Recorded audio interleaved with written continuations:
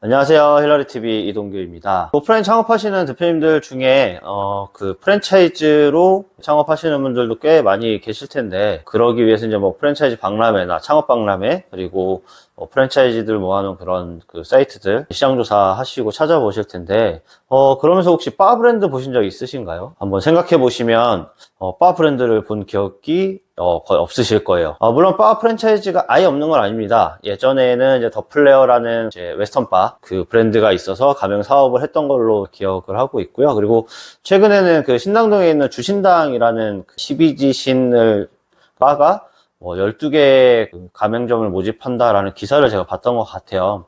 네, 그리고 뭐 제가 모르는 지금 프랜차이즈 사업을 하고 있는 바가 뭐 존재할 수는 있겠지만, 사실 네이버에 그냥 바 프랜차이즈 이런 식으로 치면 사실 오뎅바 창업밖에는 나오지가 않아요. 그래서 오늘은 제가 이제 바를 운영하면서 이 업종이 프랜차이즈가 쉽지 않겠다, 프랜차이즈는 어렵겠다라고 생각했던 그 이유를, 제 생각을 한번 좀 공유 드려보려고 해요.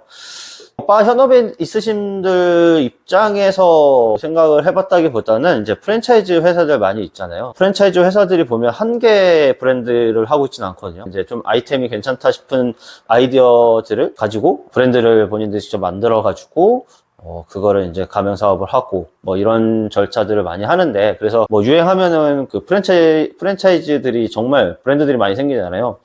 일례로 1, 2년 전에 유행했던 뭐 탕후루 같은 경우에도 제가 그때 기사 본 걸로 보면 170개 브랜드가 프랜차이즈 브랜드로 뭐 등록이 됐다라는 기사를 제가 본 것 같은데, 그 정도로 이제 프랜차이즈 회사들은 새로운 아이템들에 좀 목말라 있지 않나라는 생각을 해봅니다.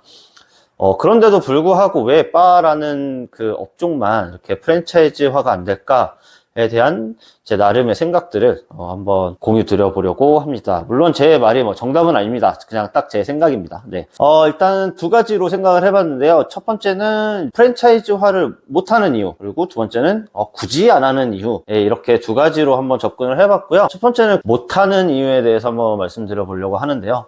일단 바라는 업종 자체가 그 바텐더나 이제 오너 바텐더죠. 이제 뭐 사장님이 가게에 차지하는 그 무게감의 비중이 정말 다른 업종에 비해서 너무나도 큽니다. 다른 외식업 같은 경우에는 일단 음식이 기본적으로 맛이 있고 서비스가 괜찮고 뭐 인테리어가 나쁘지 않으면, 사실 서빙을 하시는 직원분들이 누구이건 아니면 그 사장님이 누구이시건 사실 뭐 계속 바뀌더라도 크게 상관없이 마음에 든다고 하면, 그러니까 맛과 서비스 그리고 뭐 가격대, 인테리어 이런 부분들이 마음에 든다고 하면 자주 방문을 이제 하게 돼요. 그런데 사실 바 같은 경우에는 지금 말씀드린 뭐 맛을 내는 거, 그리고 뭐 서비스적인 부분, 그리고 이제 그 가게에 들어갔을 때에 느낄 수 있는 감정, 뭐 또 오고 싶다라는 감정이 들 수 있는 그런 많은 부분들을 사실 바텐더나 바 사장님들 시작되는 경우들이 많고, 그리고 거의 그들이 그 가게의 모든 분위기를 이끌어 나간다고 생각해 주시면 될 것 같아요.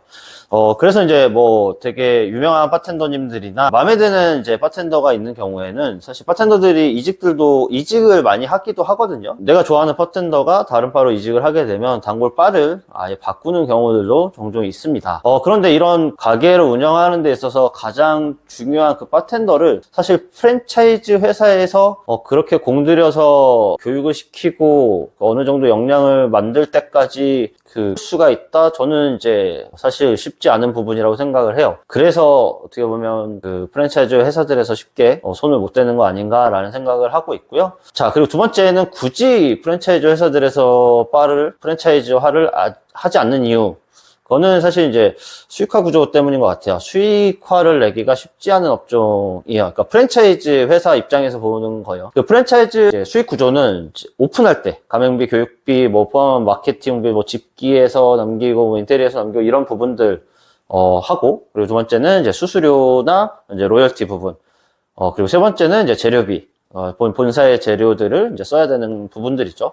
첫 번째, 두 번째 같은 경우에는 사실 바 프랜차이즈화를 해도 수익화가 가능한 부분이긴 하지만, 세 번째 이제 재료비에 대한 부분에서는 사실 그 프랜차이즈 본사 입장에서는 그러니까 쉽게 얘기해서 먹을 거리가 아예 없다라고 보시면 보통 이제 뭐 치킨 가맹점 같은 경우에는 뭐 닭을 공급하죠. 뭐 소스나 뭐 무나 뭐 이런 것들을 공급을 하고, 그리고 이제 뭐 파리바게뜨나 뚜레쥬르 이런 데는 뭐 빵이 이제 직접 본사에서 다 배송이 되는 부분들이죠. 재료비 부분에서 사실 그 프랜차이즈에서 많은 부분들의 수익화를 내야 되는데, 바는 가보신 분들은 알겠지만 사실 음식 메뉴가 많지 않습니다.